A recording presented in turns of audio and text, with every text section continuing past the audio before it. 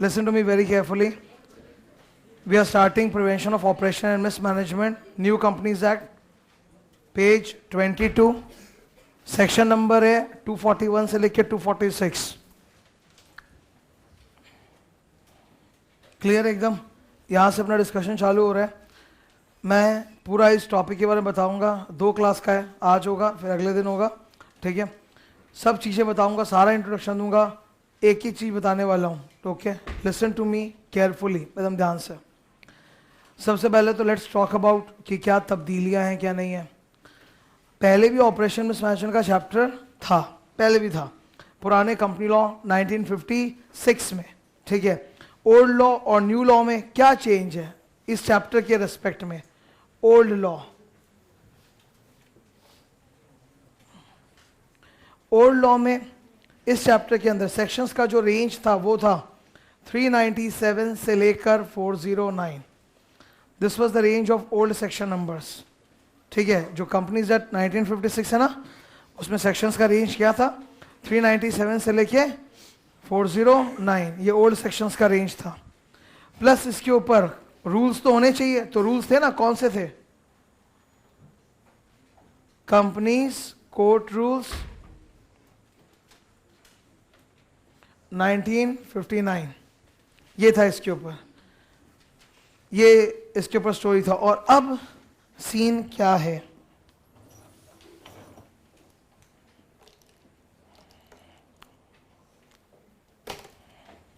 अब new law में इसके ऊपर सेक्शन नंबर है जो ऊपर तुमको दिख रहा है ऑब्वियसली 241 से लेके 246. कितने हुए? 6 सेक्शंस. पर ये 6 के 6 ही बाप लेवल के हैं. मेरा मतलब है वहाँ का 3-4 सेक्शन अपने अंदर एक एक समेट के बैठ गया है, तो उसने गिनती में 6 सेक्शन हो गया, पर एक एक का लेंथ बहुत अच्छा खासा है. ओके, दूसरी बात है, रूल्स तो होना चाहिए ना.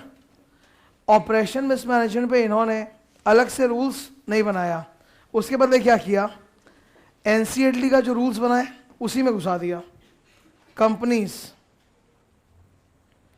NCLT rules 2016.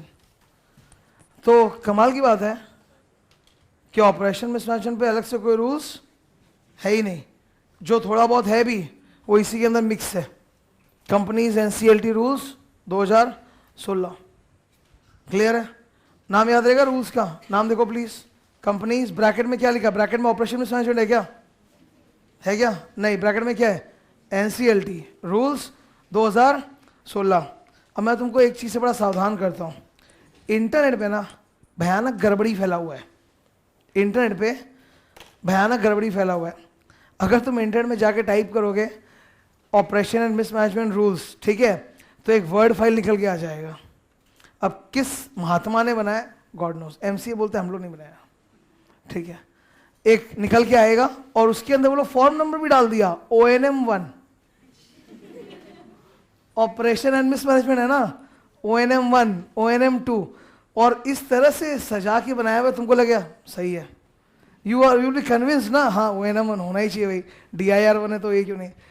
तो वो गड़बड़ है. ठीक है, if you come across that file, वो डॉक फाइल है, साइट का नाम मैं भूल गया हूँ पर वो गड़बड़ है. ठीक है, वो नहीं है. इस पे फॉर्म नंबर कौन सा बता देता हूँ.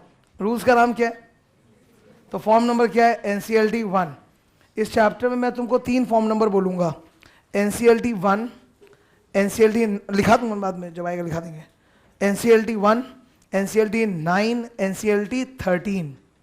ठीक है, क्योंकि रूल्स का नाम क्या है? एनसीएलटी, तो फॉर्म का नाम वही होगा, एनसीएलटी 1, एनसीएलटी 9, एनसीएलटी 13. ये हम लोग के काम का है. ये एनसीएलटी वाला जो रूल्स है बहुत बड़ा है, ये बहुत बड़ा है. मतलब अगर तुम बेयर डाउनलोड करोगे तो अराउंड 105 पेज के आसपास है, जिसमें तुम हिंदी हटा दोगे, प्योर इंग्लिश रखोगे तो 50 पेजेस के आसपास आएगा. मतलब 50 पेजेस है, वैसा सोच लो. तो उसके बीच में थोड़ा सा ये ऑपरेशन मिसमैनेजमेंट, ये देख रहे हो, थोड़ा सा बीच में बस ये 3 पेज दिख रहा है, 2.5-3 पेज, बस इतना सा इसमें ऑपरेशन मिसमैनेजमेंट का थोड़ा ज्ञान है, कंप्लीट नहीं है. ओके, तो जहाँ भी I don't have to like memorize the full, ये 2.5 पेज भी नहीं, इनफैक्ट ये चालू यहाँ हुआ है नीचे, तो ये इट्स लाइक 2 पेजेस. तो वो भी मेरे को रट्टा नहीं मारना है. जहाँ मुझे जो ज़रूरत होगा वो हम लोग लिखेंगे, सेक्शन के अंदर ही इनबिल्ड कर देंगे उसको, सिंपल सा. फिर से रूल्स का नाम क्या है, कंपनीज एनसीएलटी रूल्स 2016, और फॉर्म नंबर क्या आएगा बोलो, एनसीएलटी 1913। इट्स नॉट ओएनएम वगैरह, क्लियर है एकदम। ये पहली बात हुई। ये एनसीएलटी के जो फॉर्म्स है वो भी आई विल शो यू। ये जो मेरे पास पूरा बंच है हाथ में, दिस इज एनसीएलटी का फॉर्म्स। एनसीएलटी यहाँ से स्टार्ट हो रहा है, एनेक्शर ए, फॉर्म नंबर एनसीएलटी 1, और ये चलते जा रहे हैं फॉर्म्स, बहुत सारा फॉर्म्स है, 1 2 3 4 करते करते एकदम लास्ट तक, आई थिंक 18 तक है, ये रहा last form NCLT 18। But that's not all about, यहाँ खाली 1 9 13, क्लियर एकदम। ये डन है। तो पहले तो ये समझ में आ गया चेंज क्या है, ठीक है। नाउ ये जो मैंने तुमको बताया ये तो स्ट्रक्चरल चेंज है। अभी कंसेप्चुअल चेंज क्या है वो भी तो अपने को बात करना पड़ेगा। सेक्शन नंबर्स नए आ गए, रूल्स नया आ गया, फॉर्म नया आ गया, बट कंसेप्चुअली क्या आया वो बताओ, बता रहा हूँ। कंसेप्चुअली सबसे पहले बात तो एनसीएलटी का जो पावर है ना इतना बड़ा कर दिया है। जैसे एक कंपनी के अंदर ऑपरेशन या मिसमैनेजमेंट हो रहा है, मैं बाद में सब समझाते जाऊंगा, अभी तो स्टार्ट हुआ है अपना, ओके। एक कंपनी के अंदर ऑपरेशन या मिसमैनेजमेंट हो रहा है, ओके। तो आप रोकने के लिए पहले किसके पास जाते थे, कंपनी लॉ बोर्ड, पहले किसके पास जाते थे, इधर किसके पास जाते थे, सीएलबी के पास जाते थे। अब किसके पास जाओगे, ठीक है। तो सीएलबी का जो पावर्स था ना वो इसी के बीच में एक सेक्शन हुआ करता था 402, उसके अंदर था। इन्होंने एनसीएलटी का पावर डाला है सेक्शन 242 में, एंड 242 साइज में इस 402 का बाप है। 402 में जितने पावर्स बोले हुए थे ना सीएलबी के, उससे ज्यादा पावर्स 242 के अंदर है, उससे ज्यादा पावर्स है 242 के अंदर। तो ये एक बहुत बड़ा स्ट्रक्चरल चेंज आया। मतलब स्ट्रक्चरली में बात करूँ ना, भयानक अंदर में तोड़फोड़ हुआ है, पूरा अंदर जाके घुस घुस के तोड़ा फोड़ा है। पहले ऑपरेशन का सेक्शन अलग था, मिसमैनेजमेंट का अलग था, एंड स्टुपिडिटी था। पढ़ोगे तो बोलोगे तो स्टुपिडिटी, खाली फोकट का 2 सेक्शन बनाया है। 397 was operation, 398 was mismanagement. Why you need 2 sections? और दोनों का ज्ञान भी एकदम एक जैसा, इन्होंने क्लब कर दिया। अभी ऑपरेशन हो या मिसमैनेजमेंट हो, एक ही सेक्शन है 241।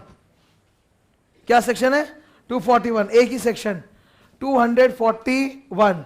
चाहे ऑपरेशन हो चाहे मिसमैनेजमेंट हो, एक ही सेक्शन है, ठीक है। कौन सा, 241, 1 सेक्शन ओनली, क्लियर। फिर यहां पर छोटा छोटा चिल्लड़ सेक्शन बहुत ज्यादा भरा हुआ था।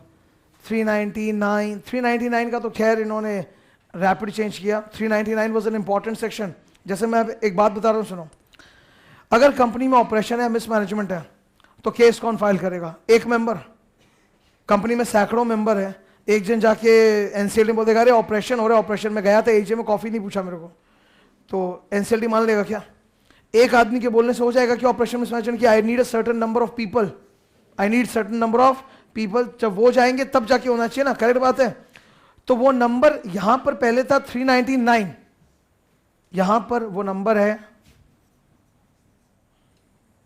244, ठीक है। क्या नंबर है, 244। इट्स नॉट लाइक तुम्हारा दिमाग बोलेगा 241 के बाद 242, नहीं वैसा नहीं। 241 के बाद क्या, 244। एक बार मैं शो करूंगा।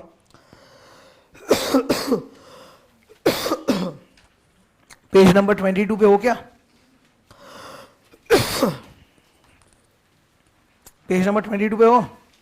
22 पे देखो ऊपर चालू हो रहा है सेक्शन 241। ध्यान से नोट करना जब मैं बोलूं। सेक्शन 241 के अंदर सब सेक्शन 1 दिख रहा है, ए दिख रहा है, बी दिख रहा है, बी का लास्ट में जाके एक नंबर होगा 244, चेक।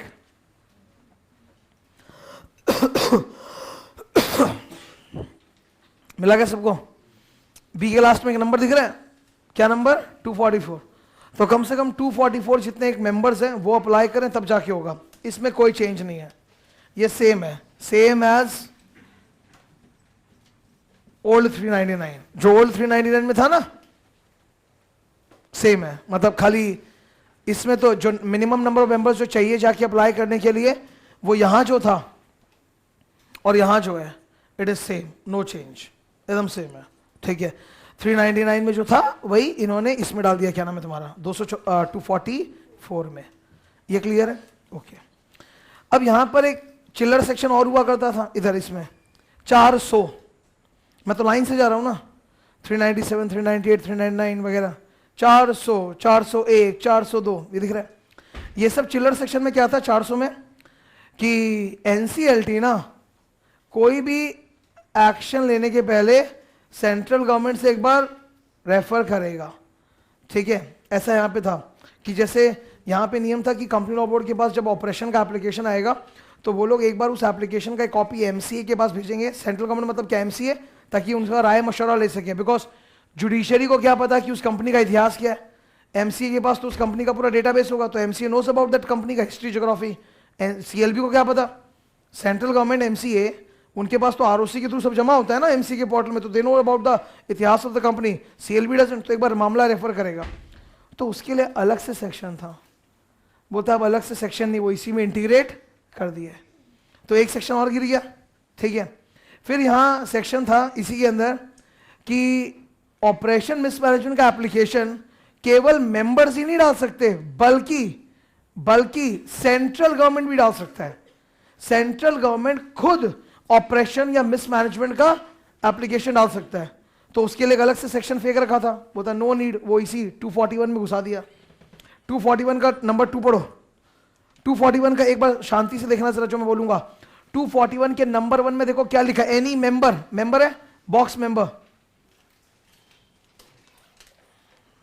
बॉक्स हाईलाइट वॉटएवर, और नंबर 2 नीचे जाके देखो, नंबर 2 में क्या लिखा है, द सेंट्रल गवर्नमेंट, मतलब मेंबर भी डाल सकते हैं, और कौन डाल सकता है बोलो, सेंट्रल गवर्नमेंट भी डाल सकता है, बॉक्स करो सेंट्रल गवर्नमेंट। तो अलग से सेक्शन था ना उसके लिए, सेंट्रल गवर्नमेंट डाल सकता है ऑपरेशन का, वो इसी में घुसा दिया। अच्छा, हम लोग इन्वेस्टिगेशन चैप्टर पढ़ के आए थे, इन्वेस्टिगेशन चैप्टर में ऐसा सीखा था कि central government can take some action after the मतलब कंप्लीशन ऑफ ये क्या नाम है तुम्हारा इन्वेस्टिगेशन, 224 एक्शन सेक्शन 224 इन्वेस्टिगेशन में एक सेक्शन था 224 जिसमें बोलता है कि इन्वेस्टिगेशन खत्म होने के बाद जो भी रिजल्ट्स आता है ना उसके आधार पे सेंट्रल गवर्नमेंट एक्शन ले सकती है। तो 224 के अंदर ना तुमको 5 सब सेक्शंस होते हैं, ठीक है 5, तो उसी 5 सब सेक्शंस में दिया हुआ था कि अगर इन्वेस्टिगेशन के बाद साबित होता है कि कंपनी में ओएम हो रहा है ये, तो फिर सेंट्रल गवर्नमेंट भी ओएम का एप्लीकेशन डाल सकते ट्राइब्यूनल में। तो यहाँ साबित हो गया किलो डाल सकता है, यहाँ साबित हो गया कि सेंट्रल गवर्नमेंट भी खुद पब्लिक इंटरेस्ट में ओएम का एप्लीकेशन डाल सकता है। अभी ये क्लियर समझ में आ रहा है थोड़ा? कमाल की बात जो सबसे ज्यादा हुई वो हुई 242, ठीक है, मैं जल्दी बैठ भाई, मेरी बात को सुनना प्लीज। पहले क्या था ना, पहले सीन क्या था सुनो, बोलता है कि देखो कंपनी में जो मिसमैनेजमेंट, चोरी चपाटा etcetera, who will be doing it, not चपरासी बट द डायरेक्टर्स, जो कंपनी का एमडी है, मैनेजर है, डायरेक्टर्स है। तो पहले क्या था, सीएलबी के पास पावर था कि वो उनको रिमूव कर सकता है अंडर सेक्शन 402, और चाहे तो कंपनी के अंदर नए डायरेक्टर्स अपॉइंट भी करवा सकता है। सीएलबी बोलेगा सीजी को, और फिर सीजी उस कंपनी के अंदर डायरेक्टर्स अपॉइंट करेगा अंडर सेक्शन 408। ये था मतलब CLB can remove the directors under 402, CLB can also appoint the directors under 408 through CG. अब बोलता है no need for 2 section, 1 section is enough. कोई एनसीएलटी को सेंट्रल गवर्नमेंट की बैसाखी नहीं चाहिए। एनसीएलटी स्ट्रेट अवे 242 के अंदर डायरेक्टर्स वगैरह को रिमूव भी कर सकता है और अपॉइंट भी कर सकता है, रिमूव भी कर सकता है और अपॉइंट भी कर सकता है साइमल्टेनियसली। कोई जरूरत नहीं उसको सेंट्रल गवर्नमेंट की बैसाखी की 2 सेक्शन नहीं, एक सेक्शन, ठीक है। तो पूरा हैवी स्ट्रक्चर चेंज हो रहा है यार। एक बार नोट कर तो 242 का साइज देख तो, 1.5 पेज है ना, and by the way 1.5 page A4 print है ना, तो मतलब तुम समझ लो कितना बड़ा सेक्शन है। अच्छा और एक चीज देखो, जो मैं बोलूंगा ध्यान से ऑब्जर्व करना, अभी खाली बस एक बार पूरा लुक्स दिखा रहा हूं, ठीक है। 242 का सबसेक्शन 2 देखो नीचे,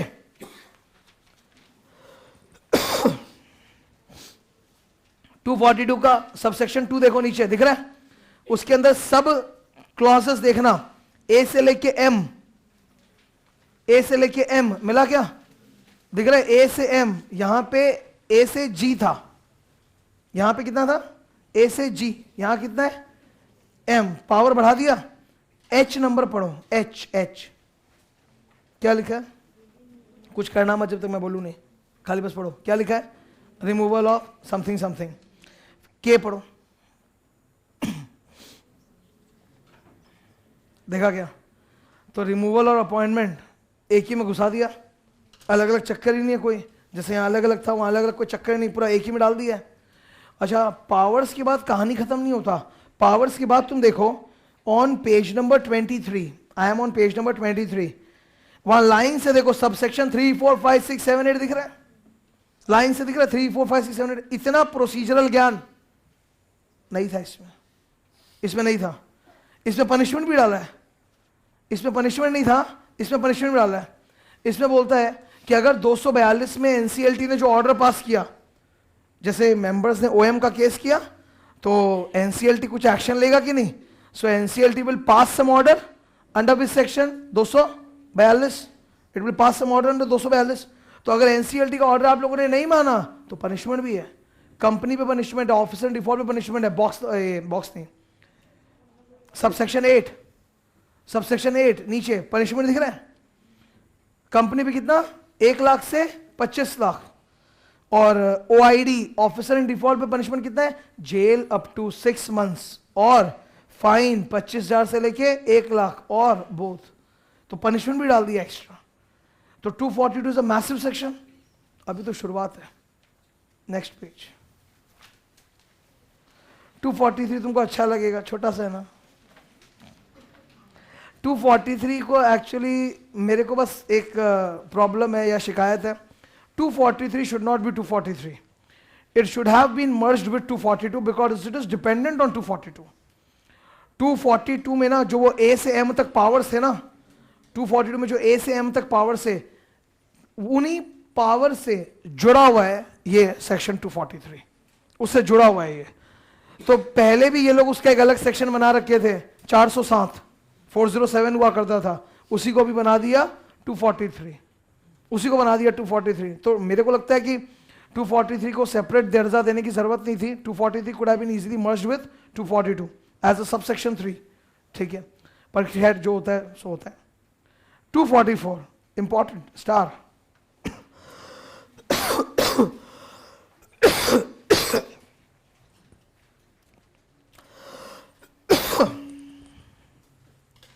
ओके 243 स्टार क्या है 243?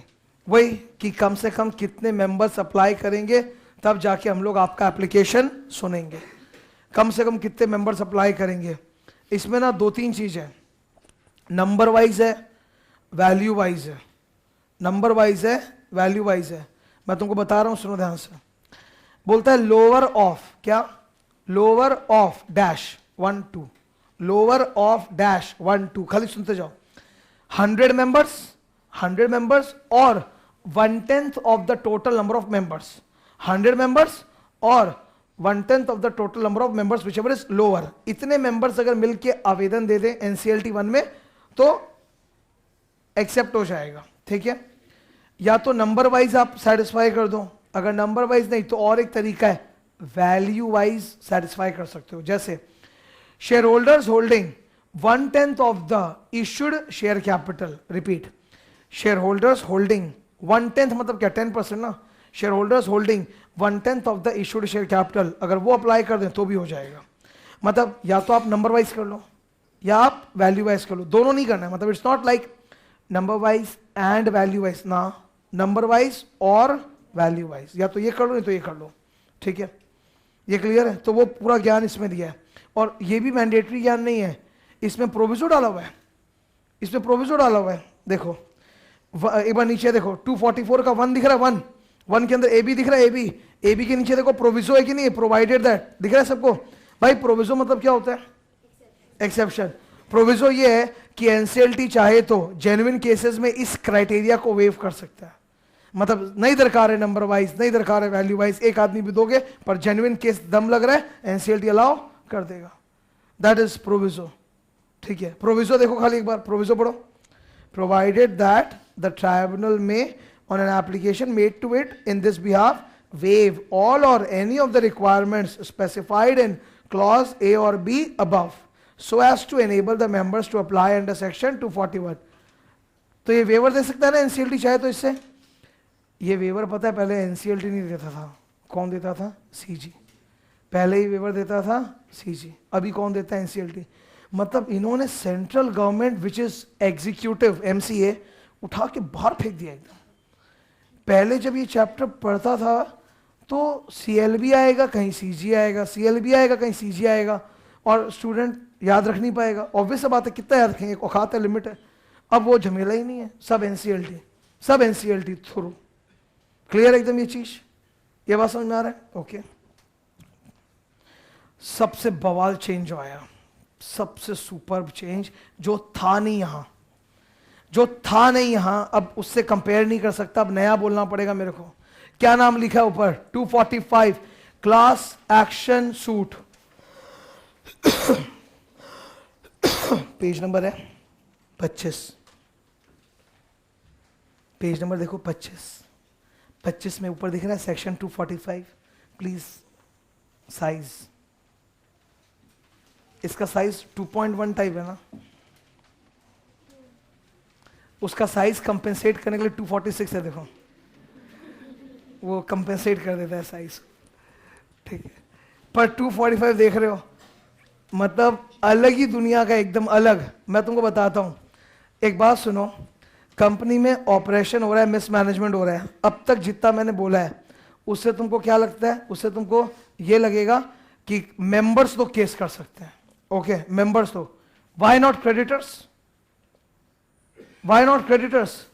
अरे मिसमैनेजमेंट में हो सकता है कि मेंबर को नुकसान नहीं हो रहा, क्रेडिटर को नुकसान हो रहा हो सकता है कि नहीं? तो क्रेडिटर को तो आपने पावर दिया ही नहीं केस करने का, वो पावर कहां से आएगा? 245। एक बार जरा 245 के ऊपर में जाएगा, ऊपर एकदम टॉप पे क्या लिखा है देखो, सच नंबर ऑफ मेंबर और मेंबर्स, आगे डिपॉजिटर और depositors, as the case may be as are indicated dot dot dot dot dot. Story चालू। तो यहां पे पावर और बढ़ा दिया, मेंबर्स के साथ डिपॉजिटर्स भी केस कर सकते हैं। अच्छा, व्हाट इज दिस फंडा of class action? Class action is a concept which breaks away majority rule laid down in Foss versus Harbottle. इस चैप्टर का जो बुनियाद था ना, वो था the British case of Foss versus Harbottle. ये क्या हुआ था मैं सुना रहा हूं, सुनो। डेमोक्रेसी है ना, जैसे देश में डेमोक्रेसी है, डेमोक्रेसी का मतलब होता है कि मेजॉरिटी जनता जिसे चुनेगी वही हमारा प्रतिनिधि है, और भले ही मैंने उसको चुना हो या नहीं चुना हो, मुझे उसी की बात माननी पड़ेगी। जैसे जब चुनाव हुए, इलेक्शंस हुए, चाहे वो म्यूनिसिपैलिटी का इलेक्शन हो, चाहे स्टेट गवर्नमेंट का इलेक्शन हो, चाहे वो पार्लियामेंट का इलेक्शन हो, कोई भी इलेक्शन हुआ, तुमने जिस बंदे के लिए वोट दिया, अगर वो सेलेक्ट नहीं हुआ, मेजॉरिटी जीत गया, तो तुम ये थोड़ा बोलेगा कि मेरे को इस आदमी से मतलब नहीं है, वो तुम्हारा भी लीडर बन जाएगा कि नहीं बन जाएगा? मतलब मेजॉरिटी जो बोलेगा वही चलेगा, यानी मेजॉरिटी जिंदाबाद, यानी मेजॉरिटी रूल। इसको क्या बोलते हैं? Majority rule. मेजॉरिटी जो बोलेगा वही होगा। करेक्ट बात है, एकदम करेक्ट। नाउ सोचो क्या होता है, से दिस अ कंपनी, ठीक है, दिस अ कंपनी, ये साइड मेजॉरिटी, ये साइड माइनॉरिटी। तो कंपनी में भी तो OR-SR का कंसेप्ट होता है कि नहीं? OR full form ordinary resolution, SR full form special resolution. तो कंपनी में भी तो मोस्ट ऑफ द टाइम क्या लगता है बोलो? OR, यानी कंपनी में मेजॉरिटी जो बोलेगा वही होगा। तुम लोग सपोज मेजॉरिटी हो, तुम लोग OR पास कर दिए, ये लोग माइनॉरिटी वाला नहीं कर पाया, तो तुम जो बोलोगे वही चलेगा ना।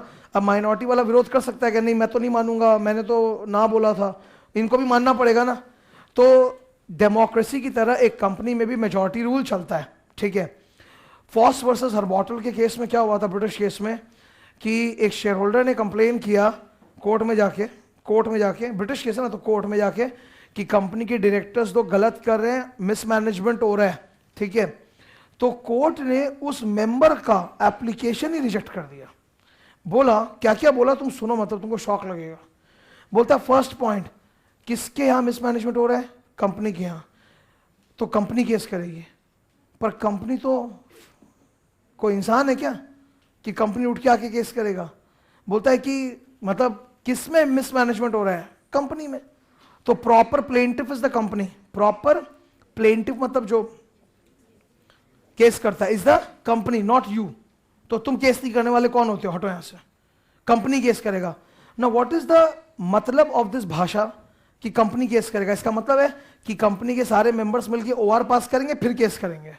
Company is represented by the body of share holders, तो शेयर होल्डर्स ओआर पास करेगा तब जाके मैं केस लूंगा, तुम्हारे अकेले के बोलने से नहीं होगा। मेजॉरिटी रूल, मेजॉरिटी रूल, पहली बात एकदम क्लियर, समझ में आ रहा है? पहली बात।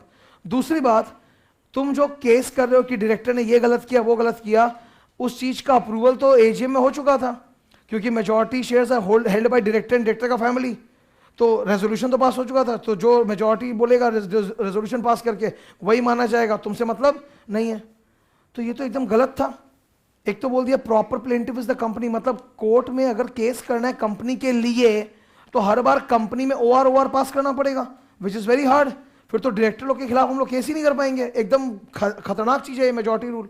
और दूसरा, मेजॉरिटी ने जो जजमेंट दे दिया वो माइनॉरिटी को मानना पड़ेगा, चाहे वो कितना ही गलत क्यों ना हो, चाहे वो कितना ही गलत क्यों ना हो, मानना पड़ेगा।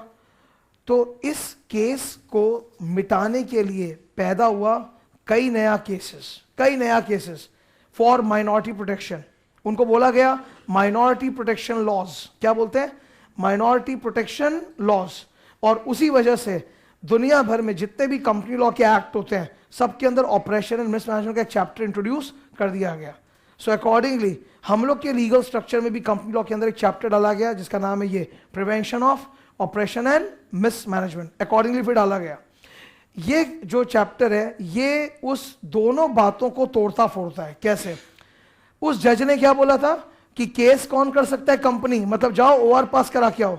यहां पे हम लोग क्या पढ़ रहे हैं? ओआर पास करना पड़ेगा कि 244 में बोला हुआ जितना मेंबर्स उनसे हो जाएगा काम, 244 में जितना बोला उनसे काम हो जाएगा ना, यानी आपको ओआर की जरूरत नहीं है ना। तो वो पहला वाला पॉइंट तोड़ दिया। दूसरा पॉइंट, उस जज ने क्या बोला था कि एक बार जब एजीएम में कोई मामले पे डिसीजन हो गया तो माइनॉरिटी शिकायत नहीं कर सकता। अब हम लोग बोल रहे हैं रॉन्ग। अगर मेजॉरिटी द्वारा पास किया हुआ रेजोल्यूशन क्लियरली दिख रहा है that it is oppressive of minority, operation का मतलब होता है अत्याचार ऑन माइनॉरिटी। ऑपरेशन का मतलब क्या होता है? अत्याचार, ठीक है? Operation means what? अत्याचार। तो अगर हम लोग को साफ दिख रहा है कि मेजॉरिटी द्वारा पास किया हुआ जो डिसीजन है it is intended, clear intention दिख रहा है, it is intended to hurt minority, then उसको ऑपरेशन माना जाएगा और फिर उनका वो डिसीजन नहीं चलेगा। माइनॉरिटी के पास बिल्कुल अधिकार है कि वो जाके केस कर सकते हैं। तो this entire chapter it topples down the judgement laid in Foss versus Harbottle. मेरे को नाम याद नहीं करना, मेरे से पूछता नहीं है कोई, ठीक है? ये तो बस इंट्रो था। अब आगे सुनो। इसी चीज की वजह से पैदा हुआ एक नया कॉन्सेप्ट जिसको हम लोग बोलते हैं क्लास एक्शन सूट। क्या बोलते हैं? Class action suit. Class action suit दो चीजों को तोड़ता है, ये मेजॉरिटी रूल को तोड़ता है और ये प्रिविटी ऑफ कॉन्ट्रैक्ट को तोड़ता है। I repeat, class action suit का जो कॉन्सेप्ट है 245 में दो चीज को तोड़ता है, मेजॉरिटी रूल को तोड़ता है और किसको तोड़ता है? प्रिविटी ऑफ कॉन्ट्रैक्ट को। कैसे? तुमने प्रिविटी ऑफ कॉन्ट्रैक्ट सुना? प्रिविटी ऑफ कॉन्ट्रैक्ट मतलब जिन दो व्यक्तियों के बीच में कॉन्ट्रैक्ट है केवल वही एक दूसरे पे केस कर सकते हैं, कोई तीसरा बीच में घुस के केस नहीं कर सकता। वैसे ही सोचो, company X limited has entered into related party transaction with Y private limited. Repeat, company X limited has entered into related party transaction with Y private limited. Y private limited director का company है। Y private limited किसका company है? Director company है। और ये जो transaction है ना it hurts the company because इसका जो प्राइसेस है बहुत ऊपर नीचे, इस ट्रांजैक्शन का प्राइसेस बहुत ऊपर नीचे जिससे कंपनी को नुकसान होगा। तो सवाल ये उठता है अगर ये आरपीटी है तब तो आप लोगों ने बीआरओआर पास किया होगा। हाँ, तो हो गया था बीआरओआर बिकॉज मेजॉरिटी शेयर्स इन डायरेक्टरों के हाथ में, पारिवारिक बिजनेस था तो मेजॉरिटी शेयर्स इन डायरेक्टरों के हाथ में हो गया था ओआर पास। तो माइनॉरिटी इसके विरोध में खड़ा हो गया एकदम कि नहीं ये तो गलत है। तो अब क्या हो? क्लास एक्शन सूट का कॉन्सेप्ट ये है कि थर्ड पार्टी, एक थर्ड पर्सन जो कॉन्ट्रैक्ट का हिस्सा नहीं है बट जो उसका बेनिफिशियरी है, जो उसमें डायरेक्टली अफेक्टेड हो रहा है, वो भी उठ के केस कर सकता है। I repeat, who are the two parties to the contract? X limited and Y private limited. But इस कॉन्ट्रैक्ट का इफेक्ट क्या आप लोगों पे हो रहा है? हाँ, हो रहा है शेयर होल्डर्स पे, तो शेयर होल्डर भी उठ के केस कर सकता है। प्रिविटी या तेल लेने, तो प्रिविटी ऑफ कॉन्ट्रैक्ट को तोड़ता है ये फर्स्ट। दूसरा, ये मेजॉरिटी वाली चीज को भी तोड़ता है कि कंपनी में कोई केस कराने के लिए ओआर पास करना पड़ेगा ना, बोलता है एक सर्टेन नंबर ऑफ मेंबर्स, इतने वाले एक सर्टेन नंबर ऑफ मेंबर्स मिलकर अगर केस कर दें तो भी चलेगा। A certain class of members अगर मिलकर केस कर दे तो भी चलेगा। It's called class action. Action means legal case, लिखो ऊपर।